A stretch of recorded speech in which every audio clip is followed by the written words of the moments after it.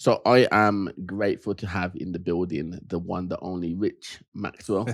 How you doing, boy? You right? Yeah, not too bad, man. Yourself? I'm doing really, really good. I know that earlier before the podcast started, you told me that this is the first podcast you've been on. So Yeah, never done it before. So Thank yeah, you very much. all new to all this. I love that. How you feeling? Yeah, good, man. Good. Love that. Yeah. So if people don't know you, Yeah. can you just give them a brief understanding of who you are, how old you are, and like why you're a trainer? Like why are you a trainer? Okay, so again, obviously my name's Richard Maxwell. 39 years old, living in Warsaw. You do not look 39. Let me just throw that out there. 39. Again, like I say, got a 21-year-old son, so yeah, man. Mad. Absolutely. Mad. Every time you tell me that, it's like crazy. It's mad. Yeah. So been a personal trainer for 7 years. Worked for Pure Gym now for, again, like I say, obviously 7 years. Love that. And one of the reasons why I got into fitness is because obviously I got young children and I wanted to stay fit and healthy for them to be able to go out to the park, go on bike rides, play football. So for me, it was keeping fit because, again, growing up, I've always played football.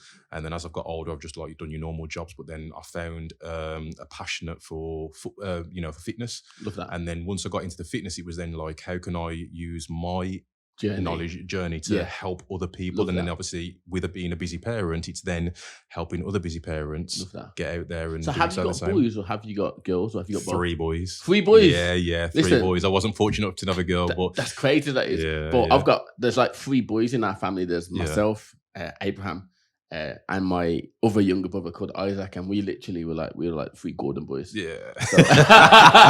Well, I'm exactly the same. Like I've got 3 brothers, but then I've got an older sister as well. Do you know what I mean? I love that. Yeah, man. So you come from a big family as well, then? Yeah, big family. Like, quite a few nephews and nieces and stuff like that. Oh, so nice. yeah, man. Yeah. So when you talk about fitness, and your passion for that, how important is being a fit parent for you? 100. It's massive because it's one of them ones where if you don't look after your own nutrition and health, again, as children will always follow in your footsteps. And if you're a person who drinks and smokes and goes out clubbing, they're only going to grow up to think that that's the way how to live. Do you know what I mean? So for me, I didn't want to be that parent. I don't drink, I don't smoke, I don't go out clubbing, I don't do anything like that. For me, it's just fitness, eat healthy, and and that's obviously, and that's it. Look after my children. Have you ever had like alcohol? Yeah. So I used to drink when I was younger, but I stopped drinking at 25. What made you say no more?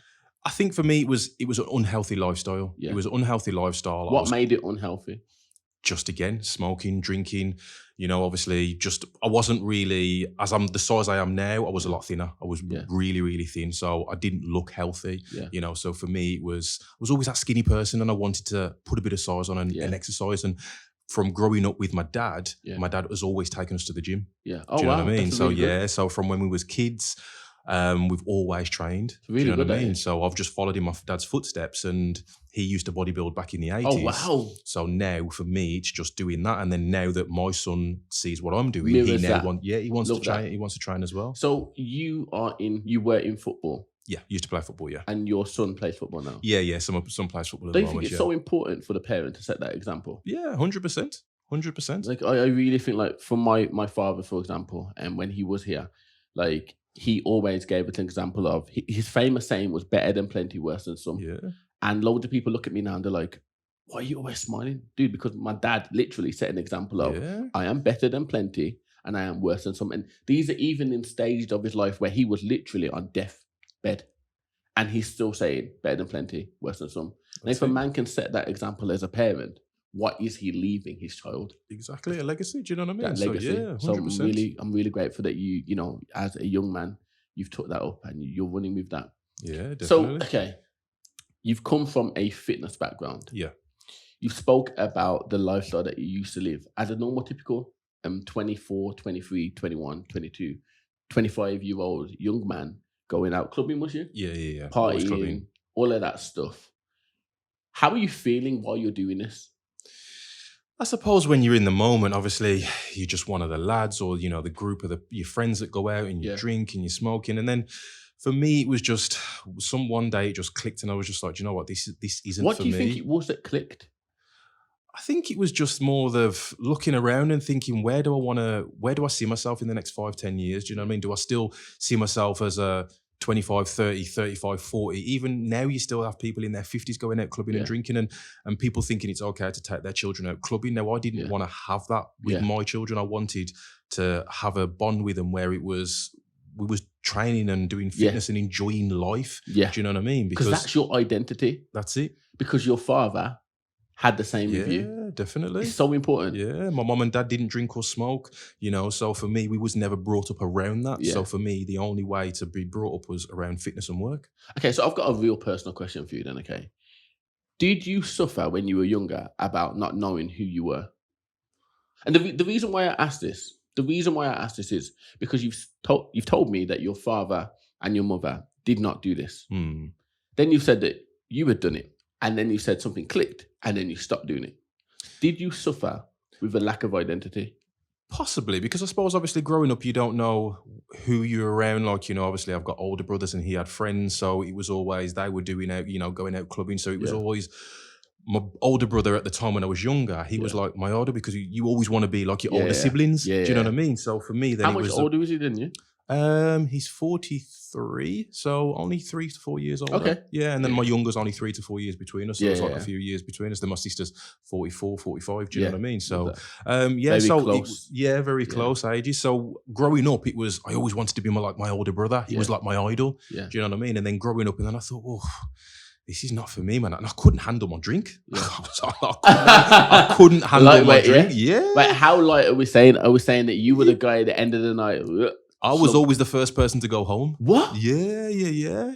Always the first person to go home, waking up, not remembering anything. And I knew it was not a good lifestyle. And like I say, I had my first son when I was 18. Do you know what I mean? And I didn't want my children growing up knowing that dad goes out and drinks, dad smokes, he's out clubbing, he's not home, he's not looking after us. So for me, it was, I had to grow up from a very young age, being a parent at 18. Do you know what I mean? Some people don't know what they're doing at 18 now. I had to become a dad. Do you know what I mean? So yeah, it was massive for me. All I'm hearing is legacy. Literally, the more and more that I speak to you about this beginning of topic, I feel like we're going to have to pull you again. No, I really do think. I feel like this is going to go to that point where, and we said this before the mics had come on, we said that this is going to be arguably one of the best podcasts that we record. Okay. Thank you. And I really believe that we will have to pull you on again for episode 2. But what I am going to get out of you on today's episode is as much as I possibly can. Yeah, 100%. But what I am hearing quite a lot today is legacy. There's a path that's already set for you, and you already know it's already mapped out, and you're willing to keep walking forward in that. Yeah, 100%. Which is good. So what's like your relationship like with your children? Like, are you happy? Amazing. Yeah, amazing. Love that. My children are close, like I say. Obviously, I take them to school. So obviously for me, it's you know, when like obviously you come out of school and it's the first person that they see when they come out of school, so they're happy. Do you know what I mean? So I like, you know, we play football together, we go on bike rides together, active. They do swimming lessons. Love that. You know, so for me, it's keeping my children active. The swimming lessons. The swimming lessons. So hold on, as well. are we saying that black people can swim? Is that what we're saying? Yeah, 100%. 100%. The reason why I asked that is because I literally only recently, maybe like a year, I think or so, have been learned how to swim. Oh, okay. I had that lessons, so I'm 29 and I'm sure it's a year now. It's maybe over a year. But I put it all over social media as well. I was literally, I went public with a vulnerability that was very vulnerable, you know, with me. And we conquered that. So, So what made you like start so late? Fear. Okay. Yeah, I think for me, like I accepted the fact that I'm not going to swim in this life. And that sounds extremely silly. But then if I'm out here telling my clients, you can do anything. You get where I'm going with that? Yeah, 100%. Like, I became my own worst nightmare, but I was very hypocritical. Yeah. And sometimes it's good to taste your own medicine. And you know what? I remember specifically when I learned to swim, I remember how proud I was of myself. And that confidence then transferred into every single other area of my life. And it's crazy, man. Like, but I'm grateful for that 28 years of not knowing and that 1 year of learning. That's it, man. But I'm grateful that you said that you take your children to swim. Yeah. Again, like I say, obviously, I learned how to swim, did all my badges and did a diving course when I was...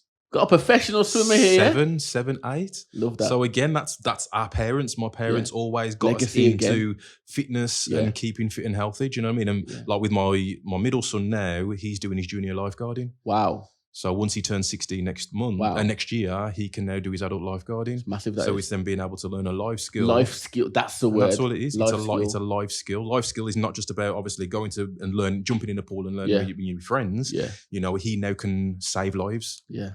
Do you know what I mean? So for me, that's massive. So empowering. Yeah, 100%. Like literally, all I'm hearing is you have literally set your children up, not just for now, but for life. Yeah, 100%. The amazing word that I will constantly say throughout the whole podcast is legacy. And another word that I will say is you've set them up for life. Or another sentence should I say is you've set them up for life. Yeah, definitely. And for me, like as a parent, like I'm not a parent yet, but what I'm hearing from you is it's really nice to know that you're not just out here buying them the latest trends. Oh no. You're so invested in them that even here right now, they might not get the latest Nike product or the latest Apple Watch, which is not needed. Exactly. You're actually looking after their needs, not what definitely. they think they need. So that's really empowering. Yeah, it's massively important. Again, like, you know, I want to be able to interact with them as they get older, as I'm getting older. Yeah. Do you know what I mean? Like I say, I'm 40 in October. So for me, by the time my Have you 2-year-old... passport or something? by the time by the time my 2-year-old is 16, I'll be in my 50s. Crazy. So I still need to be active with him when he's still a teenager, like I am with my teenager now. I love that. So yeah, that's why I keep fit. So what was your childhood like? Amazing. We was brought up, obviously wasn't brought up in a rich area, obviously living in Warsaw, but my mum and dad gave us love, gave us everything that we need. Do you know what I mean? Core values. You know, it wasn't about living in Warsaw, then going to a school in Barbeacon in Georgia. It was a rich area. Do you know what I mean? So imagine being not so much in a poor area, but not a lot of money coming from the family, depending obviously what they were working, but then going into a rich area, it was just like, you know, you understand the values of money. Do you know what I mean? Just because we didn't have expensive clothes and expensive shoes, but we were fed, we were clothed, and we had a roof over our head. And for me, that means more than anything. Foundation, that is. Means more than any type of money in your pocket. I love that. All right, so I'm going to move a little bit forward with this because I literally could talk about this. I can feel it already. I could talk about this with you for a very long time. Now, I'm very grateful that you've opened up about something so personal. Like you've talked about your parents, you've talked about your childhood, you talked about your siblings, and you've also talked about your children as well, which is, I'm grateful to share that moment with you. So like, how have you become a personal trainer? Again, doing jobs, dead end jobs. Like what was you doing? I was doing working as a dustbin man. Yeah. I mean, don't get me wrong, I'm not saying they were dead end, but for me, there was no end product. I wasn't achieving anything. Yeah. I was going in, I was emptying bins, I was going home, emptying bins, going home. You wanted more? You know, I wanted more. Yeah. And because I always trained and I always enjoyed fitness, I thought to myself, well, could I become a personal trainer and still keep fit? So learn how to train myself, but also learn how to train others. Yeah. Again, it was just a random, so I was following somebody on Facebook and there was an ad on there. Not really. Off the top of my head, I can't remember her name. Again, like I said, this was going back in 2016. Yeah. She put a post out there to say that obviously advertising for personal trainers, do a course. So me and my partner at the time jumped on the course, did it. It was an 8-week blended course, done straight away. Love that. Straight into the gym. Do you know what I mean? And it's been like that ever since. What was the first gym that you worked at? Pure Gym Warsaw, where I'm at now. Really? Yeah. So where I started my career is where I'm still there now. Mm-hmm. But you're in the new building now. I'm in the new one, yeah. Do you prefer the new building? It's got new. It's got new kit. It's nice and shiny. You know, it's all brand new. Do you know what I mean? So it's nice. Again, for me, it's if you know what you're doing, it doesn't matter what you've got. You can make it work. I love that. So you have gone from your previous jobs to finding and using, you know, your core values to help other people. 100%. Like, it's amazing. When you link both of them together, absolutely amazing. Mm-hmm. So I'm grateful that opportunity was met, but also that you are actioning it every single day. Yeah, definitely. So like, who is your like ideal client when we look at, trainers, like we look at who they want to work with? Yeah. For me, it's busy parents. Love that. Busy parents, because it's when you've got, again, just like myself, I've got to get up in the morning at 4 or 5 o'clock in the morning. I've got to go to work. Then I've got to come home. I've got to do school runs. I've got to do their tea. I've got to take them to their activities. You know, then also I've got to then train myself. I understand not every day you're going to have 24 hours in the same. We all have 24 hours in the same day, you know, but it's how you maximize the time with that. So it's again time management. Time management, you know. So when people say, "Oh, I haven't got time," we have got time. Yeah. We just have to make the time. Yeah. You know, and for me, if you don't make time for your health, what's going to happen in 5-10 years? Do you know what I mean? When you go into the doctors, because you've left your health for too late. You know, so for me, that's why I wouldn't say I kill myself, but I enjoy working out. But I also enjoy meeting people as well from different walks of life. That. I love this. I can feel it already. Episode 2 has to happen.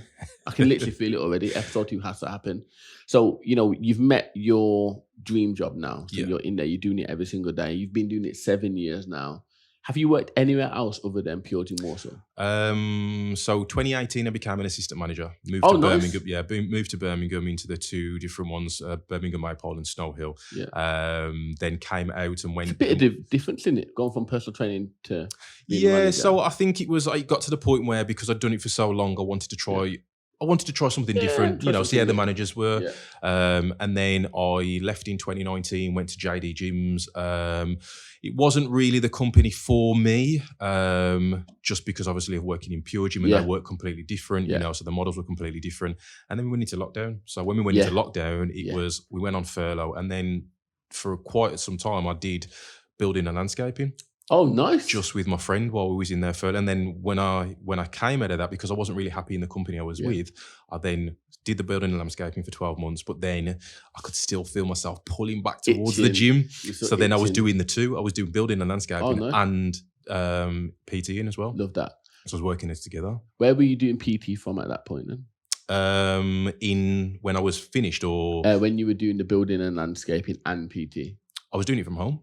Nice. Yeah, because I'd learnt a skill and I'd built a gym at home. So while we were still able to go back and forth from the gym, I was having clients come to the house. Love that. Because I built the gym in the back. Real life skills. Yeah. It's amazing, that is. It sounds really, really good. All right, so I want to ask you a few questions. Okay. Like, I feel like we've given the viewers quite a lot to really think about and to get to know you, the person. But like, I'm a food guy. Like, I love food. Like, listen, the only thing that can get between me and my food is God. You're right here laughing, but listen, trust me, that only thing I'm at, especially like, bro, I was hungry before this podcast and you see me eating out here with that listen, that podcast was late because of me. My belly was hungry. So the question that I want to ask you is, what is your favorite food? I'm a lover of all foods, but if it's got to be my favorite one that I could eat every single day, it's got to be Caribbean. Jerk chicken. Jerk chicken every single day? Every single day. Breakfast, I could eat lunch, that. Dinner? Yeah. 100%. So for breakfast, what are you having with it? What, jerk chicken? Yeah. Jerk chicken, probably some callaloo or ackee and saltfish. Yeah, man. So, jerk chicken and callaloo and 100%. Mad. Yeah. All right, for lunch, what are you having with it? Piece of hard bread? 100%. 100%. You got to have hard bread. Butter or no butter? I have butter. Toasted or not toasted? Never had it toasted. Always had it, Wow, bro. Same like when it comes to like bun and cheese. I don't eat bun and cheese. I eat bun and butter. I'm probably going to get cussed for it, but yeah, it's bun and butter. I don't eat cheese. I don't like to mix the savoury and sour together. I don't know what it is. You don't eat cheese? I eat cheese, just not on bun. Just not on bun. Never done it. Never even tried it. It just doesn't sound appealing. It's like pineapple on a pizza. Can we just take a moment for the cheese? Just want to give it a minute. Bun, butter, no cheese. Okay. So for dinner, you're having jerk chicken. What are you having that with? It's still the same. Got to have your carbs, rice. Love that.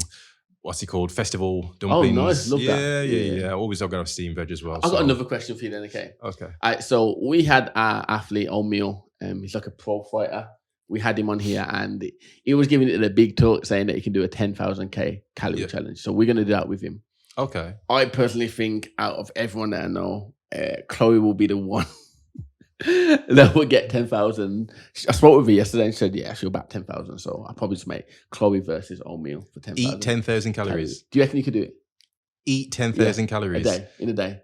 If you was to eat the wrong foods, 100%. Easy. But could you do it? I could try.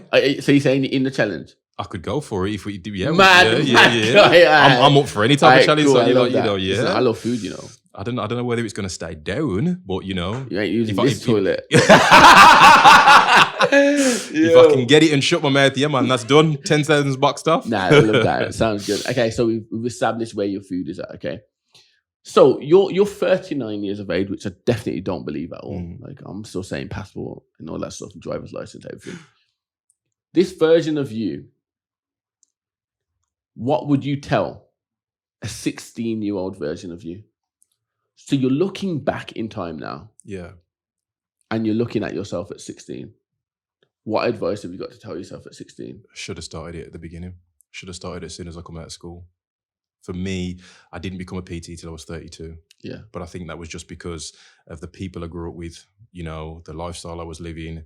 It was just jumping from job to job just to go out clubbing, be a part of the your friends going out, never really knowing, never really having a destination where to go. And then, like I say, when it hit home, I thought, you know what, I'm a dad now. I need to change my lifestyle. Like, going out clubbing is not the one. So for me, it was, if I could go back in time, I'd have started when I came out of school, become a PT, because again, I would have achieved a lot more than I have achieved now. But for me, I've still achieved a lot. Do you feel like you would have achieved a lot more?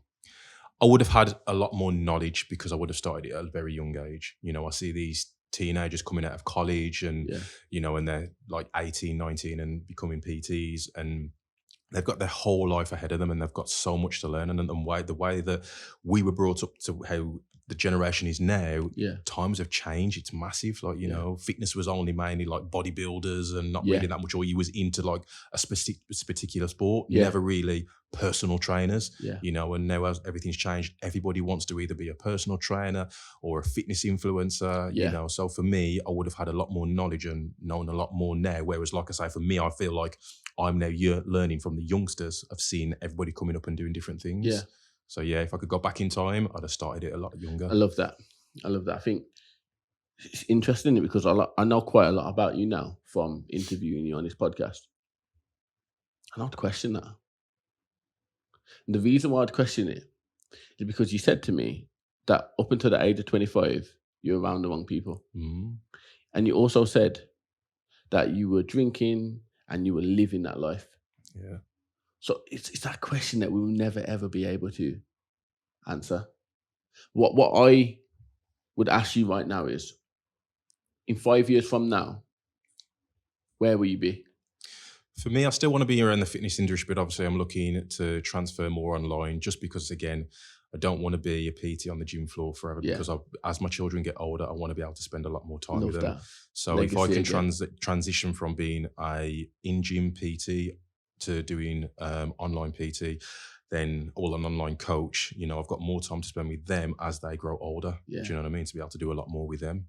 So that's mine. Plus, I also want to invest in property as well. Love that. So for me, it's when I'm gone, I know my children are covered because I've made investments for their life once I've passed. Do you know what I mean? So for me, it's always not planning too far ahead, but knowing that when I'm gone, I need to make sure that they're set up, because you never know when you're not here. Yeah. Do you know what I mean? So for me, it's making sure that they're set. Okay, I've got one more last question. Okay, so one of the biggest words that I've took away from interviewing you today is legacy. How do you want your legacy to be remembered? Whew, wow. Again, being the person that's been able to help as many people as possible, being, again, obviously, yourself, obviously being a personal trainer, people think they can't do something, and then it's helping people to believe within themselves, and I think that's one of the biggest things. Yeah, we get paid money to help people, but for me, the biggest goal is to make an impact in somebody's life. If I can make an impact in your life and health, it can change your mindset, it can change your mental health, your physical abilities, it changes your relationships. Again, it's a relationship with food. A lot of people have a poor relationship with food because you see so much on social media that people are scaring people out of eating certain things, So if I can make an impact in someone's life, that's my biggest goal, Sounds big. I am extremely grateful for you being on here. I enjoy being on too. I look forward to interviewing you again. Okay. Because I know that there's a lot of substance in you. And I really believe that people that are watching this need to hear episode 2. Sounds good to me. Boss man, have a great day. And you too. Respect.